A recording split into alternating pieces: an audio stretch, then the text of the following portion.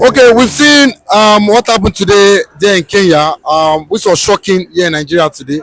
That a Kenya court, presided by Judge Winter, ordered the Kenya government, to pay Nnamdi Kanu 120 million in damages as regards them abducting and renditioning Nnamdi Kanu from Kenya illegally to Nigeria in 2021, and this has caused a lot of discussion here in Nigeria as regards the Kenya government. But with what people have been saying, is this 120 million not too small for what the Nigeria government and Kenya did to Nigeria? That's the beginning, a major victory for IPOB members all over the world. And congratulations to Mazi Nnamdi Kanu and all his legal team seeking justice in Kenya. Unfortunately, Nigeria did not get away with it.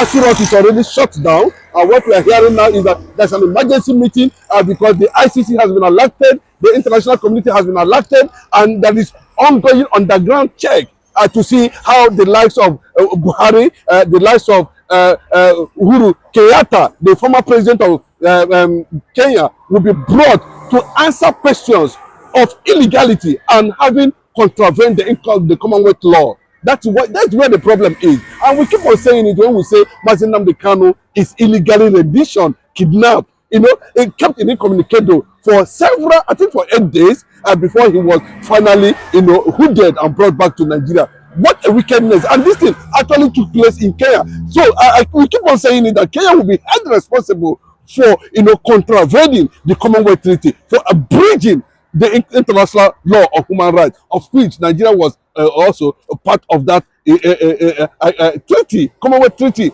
So what it signals now is that, when you listen to that judgment pronounced by J.C. Winter, most people do not know that this case has been on in Kenya, and IPOB legal team attached to Mazi Nnamdi Kanu has been pursuing that case. So from what we are hearing now, Omotosho is on the run. The Nigerian judiciary is shut down. Asurok shut down. They don't know how they are going to go about it.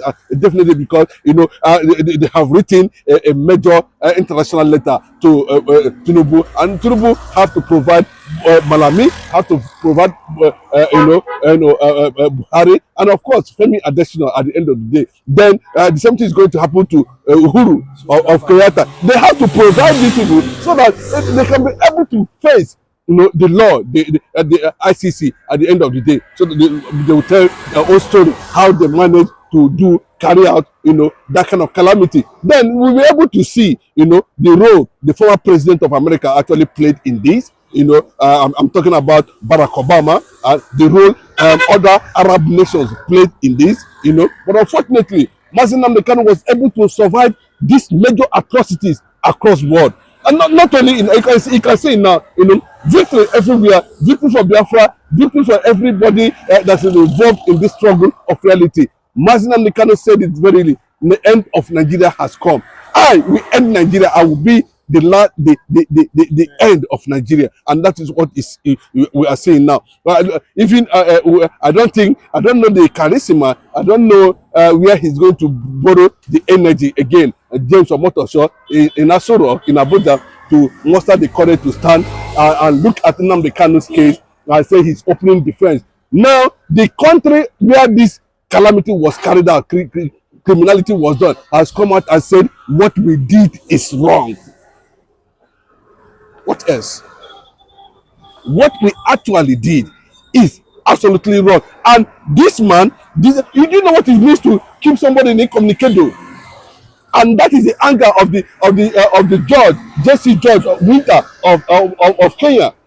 That after different several trial processes, trial prosecution, presentation of defense and order, and he came to the conclusion that this was purely illegality. How are we going to stand that now? How is Bola Ahmed Tinubu going to tell Buhari that you are under ICC watch currently now for contravening the Commonwealth Treaty that binds all English colonized speaking nations? So you can see when Mazi Nnamdi Kanu always say it, as you can watch it on this background, there's no court that can try me. Nigeria has lacked the jurisdiction So, to tell me. so it means that he knows what he was saying.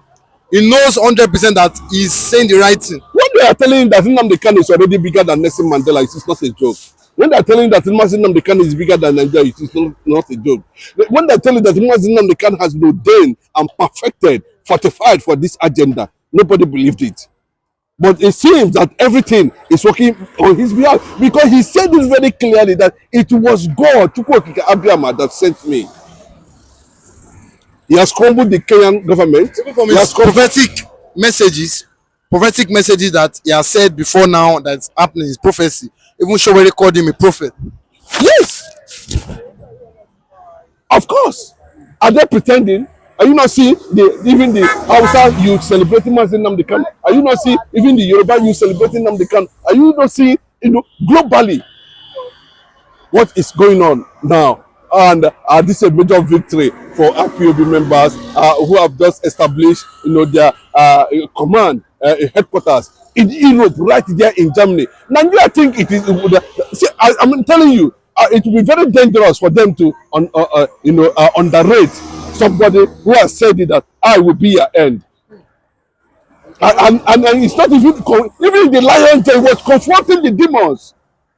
In the lion day was confronting the demons, even their own because he said, you do not have the jurisdiction to try me. Enemies of Nnamdi Kanu, can you now come out and see how justice was being obtained without bribery and corruption? All the years Yanko and Buhari was manipulating Nnamdi Kanu's processes. How can you see what it has turned to now? Is it not a shame for them? And they pretended. I want to use this opportunity to call out Femi Adesina. Come out and say something. Come out and say how you people Malami went underground in Abuja and planned how to kill Mazi Nnamdi Kanu. How this will come together and say, yeah, even the guy that said someone must die, few months ago he died. Yes, one of the APC, yes, loyal to Tinubu, that he deserves to be shot. But be reminded, as from this point onward, that Biafra is divinity. Biafra is divinity. And the time for the world to recognize the reality of Biafra has come. And that's why you see constant, upgrade, high level of diplomacy globally, attracting global attention. This is another victory that has already been celebrated by CNN and world class, news agencies, talking about the same particular man that Nigerian government kept incommunicado again and pretended as if they do not know what is the real thing. I keep on saying it, that it is not the law that is holding Mazi Nnamdi Kanu. What is holding Mazi Nnamdi Kanu is interest. And you can see it clearly. If a foreign land like Kenya, even while they are still boiling, where they still unrest that Ruto Williams must go, they still find a way to pass judgment, to set the record straight by declaring that what was carried out in their own soil is illegality. But when you talk about it here, they say, bring him and kill him, bring him and kill him. Now we are seeing it coming out on daily basis. Then the thing is that, with Omotosho, summon courage now to preside over this matter again. How would it look like? As I'm telling you, there's massive celebration in Germany, there's massive celebration in Italy, there's massive celebration in the Biafran land currently, there's massive celebration in Finland, all over the world as a result of this victory, because he has sent a strong signal across the globe. Mazi Nnamdi Kanu has resuscitated the liberation of the first Jewish black nation in the world. There's not two ways about it. See, I keep on saying it, that Mazi Nnamdi Kanu is law and order. There's nothing you can do. There's nobody in the eastern part of the country currently now that can say anything and anybody listen to that person except Mazi Nnamdi Kanu. What of Peter Obi and Lesotho? Bros, let me tell you, they should abstain themselves from what is on ground and face the reality. And what is the reality? The reality of something whose time has come. Victory everywhere. Victory in Finland. Victory in Kenya. Victory everywhere. The danger with Fulani felt that, the Mazen and the Kanu's end has come. They tried to kill him, but God intervened. Now the world has seen it. Then, and it will be a big shame to the president, if you have seen a nation like Kenya have recognized Mazen Nnamdi Kanu as not a terrorist. That IPOB, they do not say IPOB is a terrorist organization. They refuse to mention that IPOB is a terrorist organization. They refuse to say that Mazen Nnamdi Kanu. These are some of the things when you listen to from the angle of international police, Interpol. They made it very clearly that Mazen Nnamdi Kanu, was not. They were not consulted before that criminality took place in Kenya, and that's the result we are saying today. 120 million Kenyan shillings, my brother, it is a thank you message.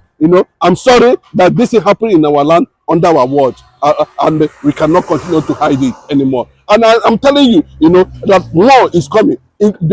Kenya has played to support Biafra at the end of the day. That is what it means. They have given their consent. They have said it very clearly, that Kenya-Biafra relationship have started. And that is the way to go. So we are continuing to gain more African nations, on the side of Biafra. All kudos, courtesy of Mazen Nnamdi Kanu, resilient spirit. Kudos to the IPOB leader himself, the supreme leader, Mazen Nnamdi Kanu.